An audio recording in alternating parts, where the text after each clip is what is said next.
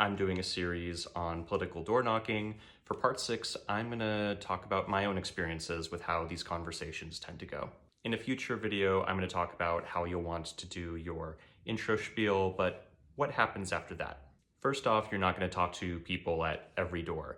In my experience, between 40% and 70% of doors you knock on won't have anybody come out. They might legitimately be out. They might just not want to talk to you.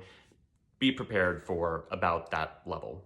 When I do get someone at the door, about 90 to 95% of the time, they'll engage very minimally. You hand them campaign literature, you tell them your spiel, and then you go on your way. And it's understandable. Think of the times someone's come up to your door when you didn't necessarily want to talk to them.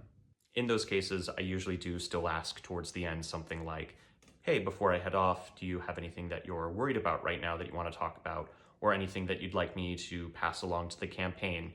It invites more conversation if they're interested, but most of the time they say, nope, thank you, and then you can just go on your way. But at least you'll have asked the question and invited more conversation.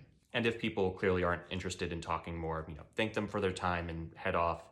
Maybe they'll read the literature on their own, and that's most of what you can hope for at that point. My take on these cases is that your job is to make a pleasant impression, don't be annoying, and give them just enough information to get interested enough to read the material. That's still something. Most of the rest of the time, I'll have conversations lasting maybe a minute or more, and they'll be pretty fun. You don't have to follow a specific script much of the time.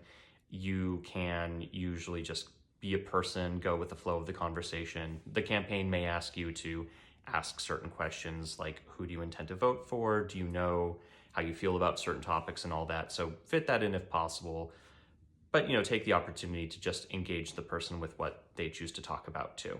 You don't want to spend too long in these conversations because you'll have other doors to go to, but they're fun, they lift your spirits, and occasionally, on the rare occasion I've had bad doors, it does help to lift my spirits so I can finish the shift, that is. If you don't have many of those kinds of conversations, don't worry. My average is maybe 1 to 2 doors like that. In certain neighborhoods, it'll be 5 to 10 if people are very politically engaged and kind of on your side.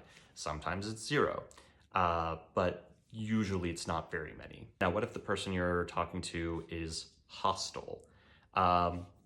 I've had that happen from time to time. People usually aren't too terrible, but if someone clearly wants you to leave, just say, hi, thank you for your time, bye, and head out of there. I'll post a part 2 for conversations that can throw you off.